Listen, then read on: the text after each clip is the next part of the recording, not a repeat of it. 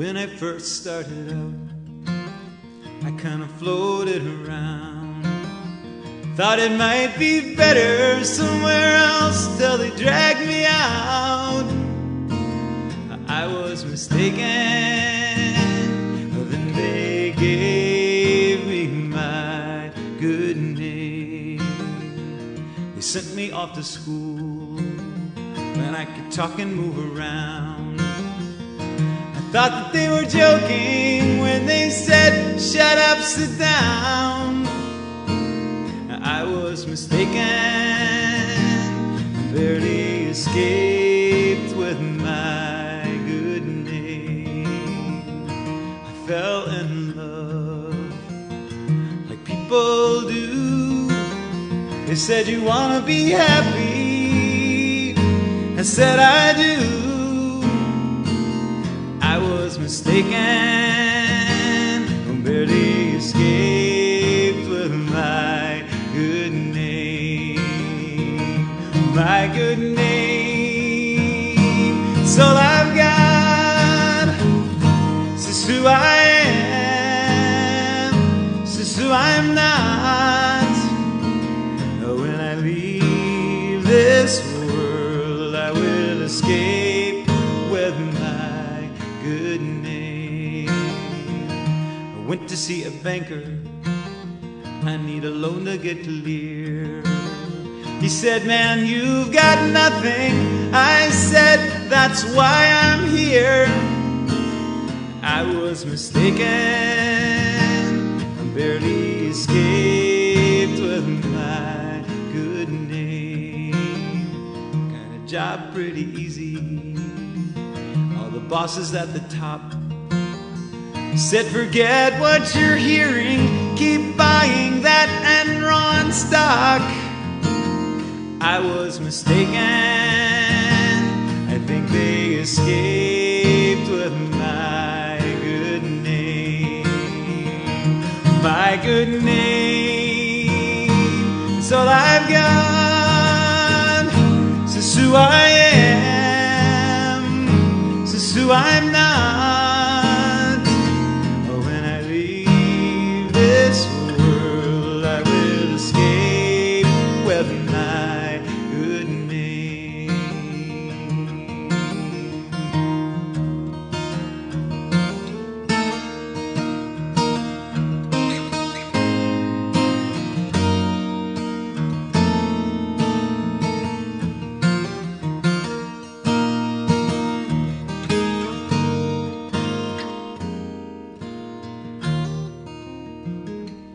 What have I learned from the school of hard knocks? Of all your possessions, everything you've got, don't be mistaken. All you got is your good name. My good name. It's all I've got. This is who I am. This is who I'm not. Now when I leave this world, I will escape with my good name. When I leave this world, I will escape with my good name. When I leave this world, I will escape with my good name.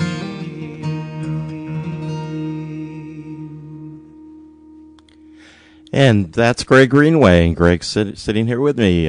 Greg, thanks a lot for coming on and talking about your music. My pleasure. We're here at the Northeast Regional Folk Alliance, otherwise known as NERFA. And Greg, you have an interesting music history. I thought maybe you could kind of, give us a little idea where you started and where you are now. I started out in spite because I played guitar because I have an older brother who was very athletic and very good at everything. And the one thing I could do in life better than him immediately was play guitar. So, that's what I ended up doing. And it became kind of a thing that I think we all gravitate towards, something that we do, like we have an inclination towards naturally. And the second I picked it up, it kind of made sense to me in a way that was better than my brother, really. That was my only gauge in the world. So, then it just became, it just became a dominating force in my life. And I realized in college that this is what I wanted to do. I wanted to be a singer-songwriter. And the question was, would I ever be able to sing well enough and play well enough to do it? And I went to Boston, and about the time I got to Boston, in the late 70s, when another white guy with an acoustic guitar was, whoa, been there, done that, So it's kind of a good thing because, it just makes you work that much harder. And I learned a whole different kind of thing. I was in rock music for 6 years, and probably more than that now that I think of it. But I think in the back of my mind, I've always wanted to be a presenter of my own songs, on a guitar with in front of an audience of people who really cared about what you were talking about. And I really wasn't a good rock front person, just wasn't. So it wasn't like I had a chance to be a star and rejected it for the superior moral ground of being a folk singer. No, I mean, I really didn't have that choice. But I saw enough of that world to know that it wasn't me. And my dad died in 1990, and I think I had this kind of very crystal clear vision about my life, and I needed to go back and do what I did best. And that's what brought me to make my first CD, which is A Road Worth Walking Down. And it's the first of 6 solo CDs for me, and it's all been about trying to get better, trying to improve as a musician and be able to have a vocabulary to express all the ideas you have inside your head. And and it's taken me to meet a whole bunch of great people in the world that have helped me, just like you have, Ray. Well, I played a bunch of your songs on the program, and I still love that first CD. Yeah, well, there's something very special about that, because my dad dying, when you have something like that, it's like the first big shock when you lose your first parent. It's an incredible shock in your life, and I think it shows you mortality. It was my first experience with anyone in my life dying, and it just I had to go back to Virginia, where I came from Richmond, and I just remember driving around to all the places that my mother had lived in her life, after the funeral. And, as a kid, you have this memory of things being so big and huge and far apart. And I realized my mother had lived her entire life in like a 5-mile radius. And it just puts you in it holds, a lot of songwriting is the angle with which you approach an idea, the presentation of it.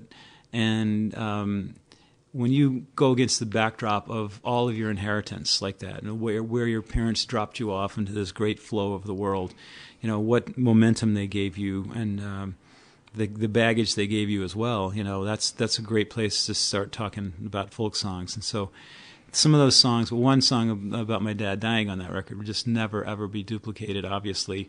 But it's just, it's one of the best things I've ever done, and it still makes me cry. And then there are songs on there that I'm just so proud of. I mean, Nelson Mandela had to come from South Africa for one of the songs.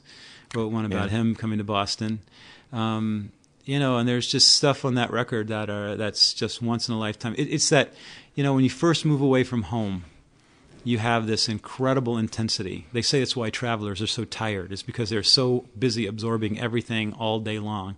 And that's sort of what my life was like in Boston. That I was only there for one reason, that was to write music and become what I hoped I could become. So that first album has some very special things on it. Well, the first time I saw you had to be 10, 12 years ago. It was at the open mic at the Tin Angel in Philadelphia, and you were the feature performer. I made it that far, huh? And I just remember, hearing you and saying, man, this guy has something that I don't hear that often. And you're actually probably my favorite singer-songwriter, male singer-songwriter. That's one reason, because the songs are so good. And also, from the performing standpoint, you really are a dynamic performer. There's a lot of really good songwriters, and they kind of sit there and do their song.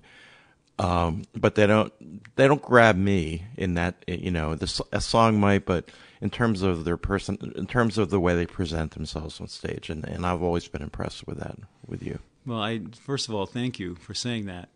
The second of all, to answer that, I guess to address it, I came from, my heroes in the roots of folk music were very dynamic performers. I mean, my first hero was Richie Havens. If you've ever seen him, I mean, that guy is he's like a rhythm section all in, in flesh and bones. Yeah. And that's what got me. And the whole idea, if you're going to do something, and especially if you're going to talk about big things in your life in front of people like that, you just have to give yourself over to something bigger.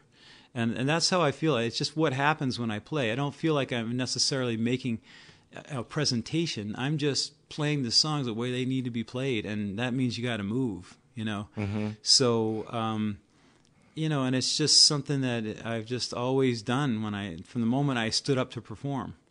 And then subsequently, when I would see myself on film, I would say, boy, that looked really stupid, and then you go through the process of saying, well, what do you really want to project? Then when you become more professional about it, you really understand how to have a confluence of both, what you feel inside and what is effective, and you never want form to supersede feeling, but you just in paying attention to that, hopefully you can be more direct and more and less confusing about what you're doing. So let's hear another song. I wondered, would you mind doing a song from your first album? I don't care which one. Oh my gosh! Wow! I know you still do them. Yeah, but I don't think so. Oh boy! Hey. Woo! Well, I'm not sure I could even. I mean, things might get funny, but this is what's called throwing your act a curve on the air.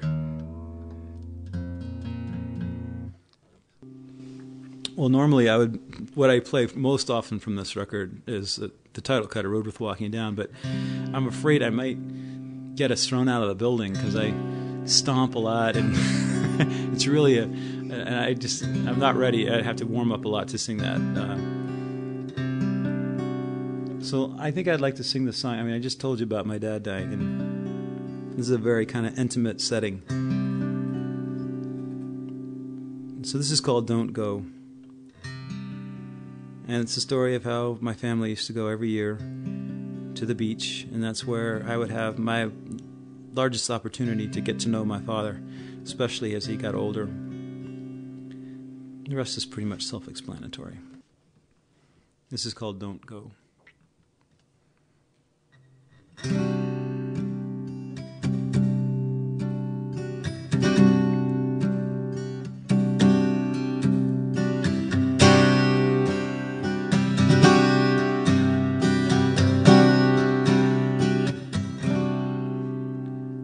Long before the world would wake up, he would walk down to the beach.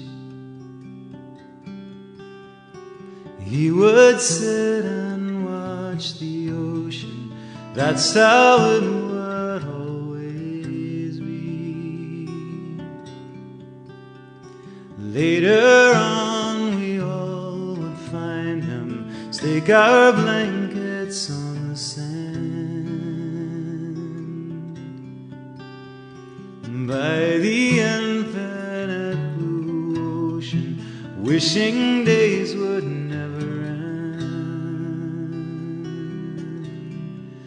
I say, don't go, don't go, don't go, don't go. For somebody had to keep us laughing, somebody had to show the way, somebody had to tell us stories. There's nobody on the beach today. In the world of laughing children, he was always on the side. Half of him the instigator, half of him the passerby. But for one golden he belonged to us alone.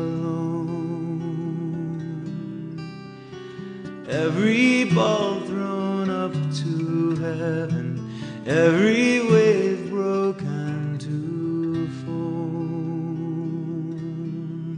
I say, don't go, don't go, don't go, don't go. Somebody had to keep us laughing. Somebody had to show the way. Somebody had to tell us stories. There's nobody on the beach today.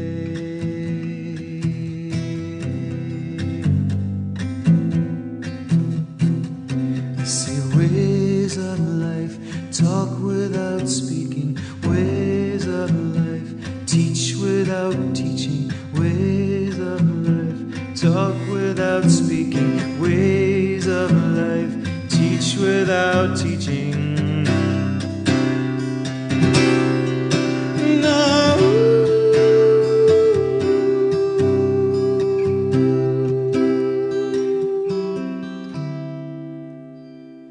As the end was getting nearer, he would tell me everything.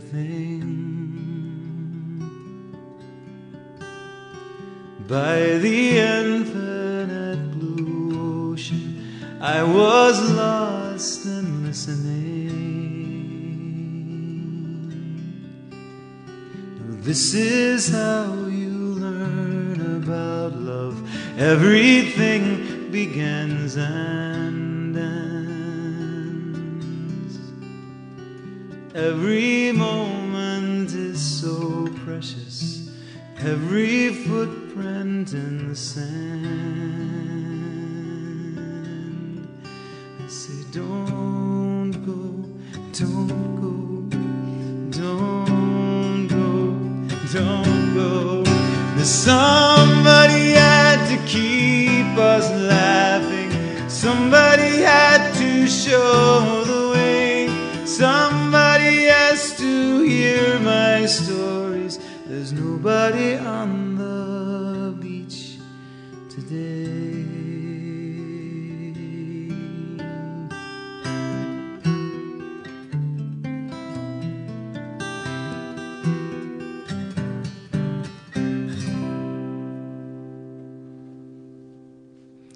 And if you just joined us, that's Greg Greenway and his song Don't Go.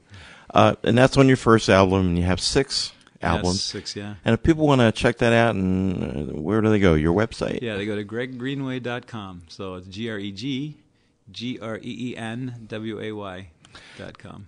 The other thing I wanted to talk about, you've performed at quite a number of Phil Oakes nights, and maybe you can talk a little bit about what they are, who Phil Oakes was, and I was going to ask you maybe to do a Phil Oakes song, and Sure. then we'll do another song at the end, Okay. one of your songs. Okay.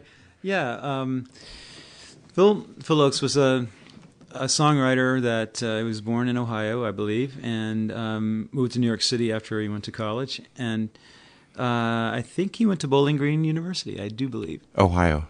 Oh, University of Ohio. Okay, yeah. Ohio University, that's what it is. Well, he went to New York City, like so many people did in that era, and became a national figure, national singer-songwriter during the 60s and early 70s, and he was one of the preeminent voices against the war in Vietnam. And Phil always sort of gravitated towards controversy. And it's just amazing how prophetic his songs are in that, and particularly in the environment we are in now. It's just still relevant. You hear the words, it's crazy how similar things were then, and he just predicted what was going to happen again. But how this all happens, Phil unfortunately was bipolar and hung himself in a depression in 1976, and he hung himself in his sister's bathroom.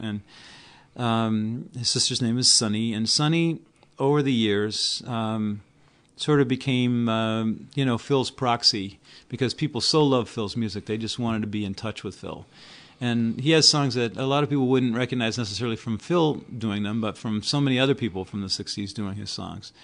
That's how I came. The first in my high school talent show, somebody did changes, and they didn't even know enough to credit Phil. They credited Ian and Sylvia, which is the record they heard it on. So that is true for many of Phil's songs. But Phil wrote just great anthems. I Ain't Marching Anymore, When I'm Gone, just some really fabulous songs that people just didn't want to see go, So they would call Sonny up and say, Sonny, we're having a night where everybody's just going to play one of Phil's songs. Why don't you come down here and MC it? So, at first Sonny, I think, was very, very hesitant to do it. And as time went on, she got more and more used to it. And then at a certain point, they sort of formalized it. And people in other places would ask for Phil Oakes nights. And they just became these incredible collection of people, where we'd have people come in and go on. 6 or 7 or 8 acts would play, and we'd each play. This was the formula that Sonny arrived at, and that we would play one Phil song and one of our own, and so that that Phil's songs would not die with Phil, and that new voices on the scene would be heard by Phil's old fans, and encourage them in the way that to know that political songs are still being written out there. Still that tradition carries on. And so that's how I got involved. I had never heard Phil perform, but I was asked by Sonny to do a night, and I said, sure, musicians don't turn down a night to play music. So the first song I had to learn was called Tape from California. Now, Tape from California, it ended up on the CD that Sliced Bread put out, double CD of Phil's thing called What's That I Hear? I believe that's what it's called. And it's a double CD, and people just took great... I think people just did a labor of love. They did a wide variety of presentations of Phil's music. But so on that, I did Tape from California. And Tape from California is a really unusual song, to say the least. It has, I think, 3 or 4 different sections in it, and it's like 6 minutes long, and it's very referential to what was going on at the time. References to Timothy Leary, and people like that, and things that, it's one of Phil's songs that I think is more stuck to the time he was in than some of his other more timeless songs. So anyway, I had to bide my time, and before I could, find another Phil song that I think suited me more appropriately. And so as time has gone by, and I've spent more time doing the nights, the next song I got to do was The Crucifixion, which... It's a great song. It's an incredible song about how the world creates and destroys heroes. It's immediately about the assassination of John F. Kennedy, but I heard David Massengill do it at the Village Gate in Greenwich Village, and he does such a fabulous job of it. But David couldn't travel with us, so when we traveled, I just begged Sonny to let me play it, and that's on my 4th CD called Something Worth Doing. All 9 minutes and 18 seconds of it. It's an incredible. It's a masterpiece. He says things in it that you just like the merchants of the masses almost have to be begged. That's one of the lines. And you think about the merchants of the masses now, we have them in power. So as those nights have gone on, I have moved on to do several different songs, and we solidified into a kind of core group of people: Magpie, Kim and Reggie Harris, Emma's Revolution, that's Pat Humphries and Sandy Opatow, John Flynn, David Roth, myself, and some other people come and go. But what we do at the beginning of the night is we play Power and the Glory, and everybody, and then we each do our one song of Phil's, one song of ours, and at the end we do When I'm Gone, which is just one of the most, I think it's Phil's Blowin' in the Wind. It's just a beautiful, beautiful song. It talks about, I can't do all those great things in life when I'm gone, so I might as well do them now. Carpe diem. So that's what we do. And I heard this song. This is a lesser known song of Phil's called No More Songs. And I first heard a friend of mine, Rachel Bisslicks, who's no longer with us,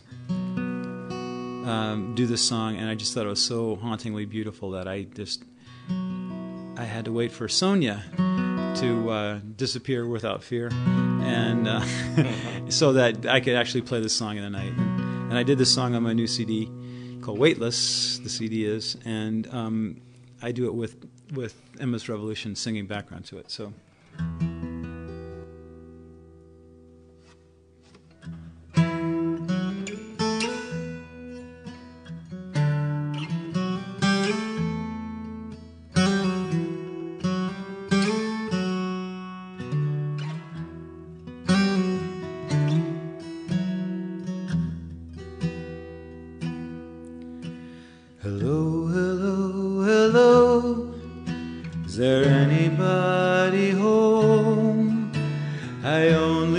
to say I'm sorry, but the drums are in the dawn, and all the voices gone, and it seems that there are no more songs.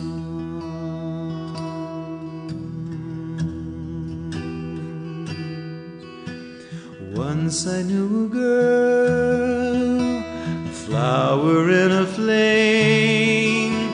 I loved her as the sea sang sadly,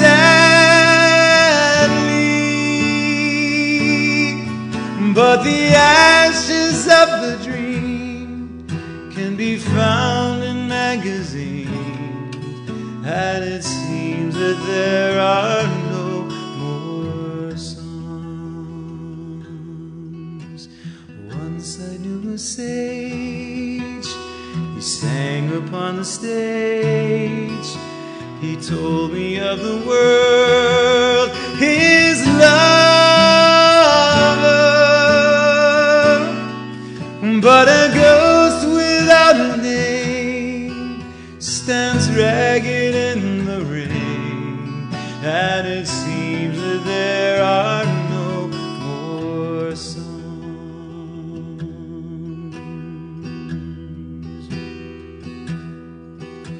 The rebels, they were here, they came beside the door. They told me that the moon was bleeding. Oh, and much to my surprise, they took away my eyes, and it seems that there are no more songs.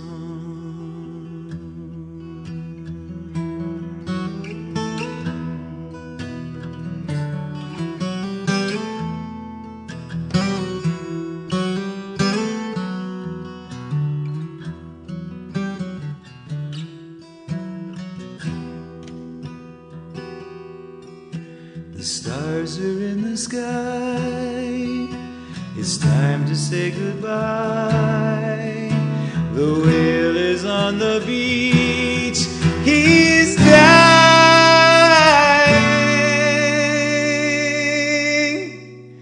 A white flag in my hand, a white bone in the sand, and it seems that there are no more songs.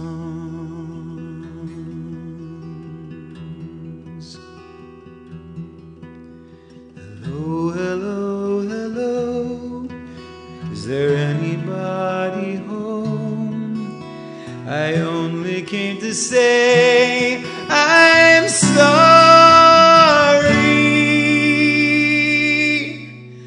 but the drums are in the dawn, all the voices gone, and it seems that there are no more songs.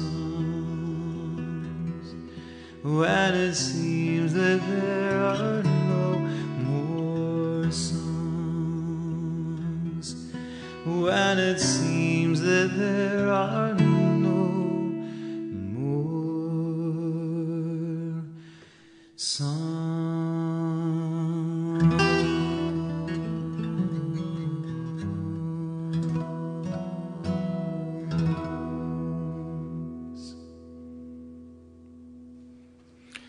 That's Greg Greenway on doing a Phil Oakes song, No More Songs. You know, that was on his last album, which only had about 8 songs. He didn't have enough stuff. And it sold hardly any. Yeah. And I remember my sister-in-law bought me that because I had all his records. And the first time I listened to the album, it wasn't like the old Phil Oakes. But the more over the years that I listened to that, it became one of my favorite for like songs like that. Right. Yeah, it's not as accessible. You have to kind of dig in there, and some of Phil's songs get very abstract like that. But the thing I really grab onto is the drums are in the dawn, all the voices gone. It just feels like, you know, country's going to war, nobody cares. Yeah. Nobody's saying anything. Yeah. It feels like to him that it's useless. Yeah. We don't have a lot of time left, Greg, and I want you to do another one of your songs. But again, if people want to see you perform, and I really encourage people, if they see your name where they're living, to go out and see it. By the way, this show goes all around the world too. So if you're ever over someplace, So my Uzbekistani tour will be there. You go. Okay. There you go. And again, your website is greggreenway.com. Okay, Greg. I'll tell you what. Why don't we just have you do a song, and we'll kind of go out on that song. Okay, But great. before you start, I just want to thank you very much for spending time here. And I hadn't heard you in a few years here, and I always enjoy it, and I know I will for years to come. Well, and I can't thank you enough for all the help you've given me in my time introducing me to the Philadelphia folk fans. Really appreciate it. Slept on your couch. You slept on the floor. I was telling John Smith earlier that you and Pierce slept on my floor. You probably wanted to forget it, but No, good company, man. I'll sleep on the floor anytime with Pierce Pettis, I'll tell you. Great songwriter. Okay, this is a song I wrote about my background and how you bump into things, and how just showing your face sometimes makes a big difference. This is a song about Rosa Parks.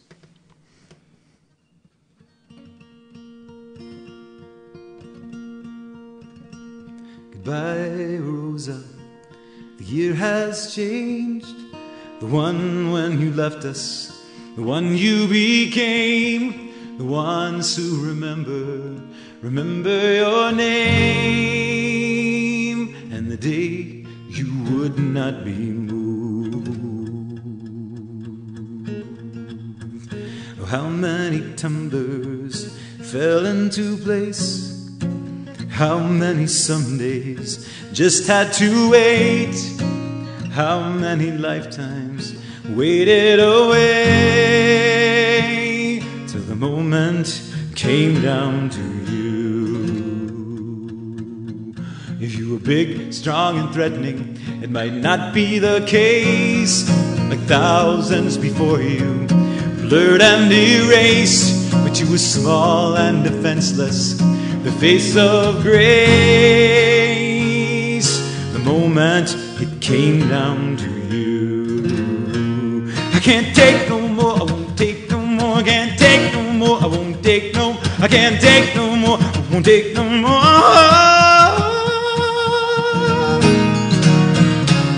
Goodbye, Rosa.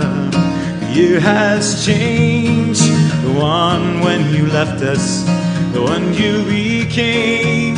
The ones who remember your name, and the day you would not be moved.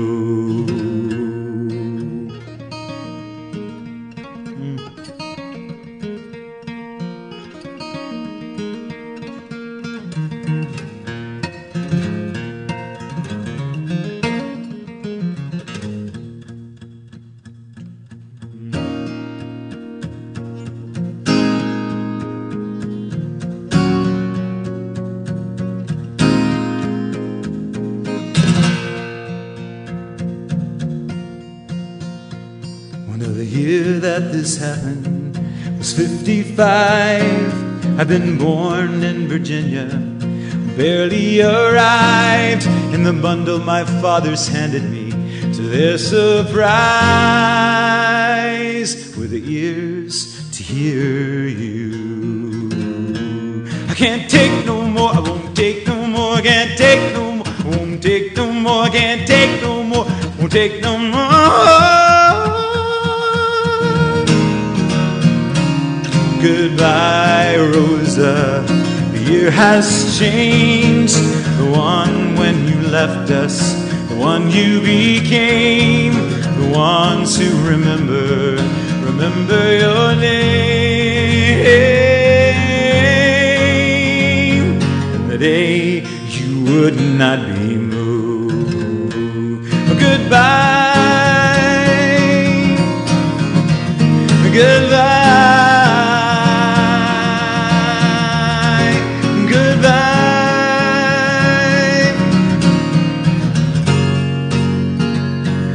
Day you would not be moved. day it came down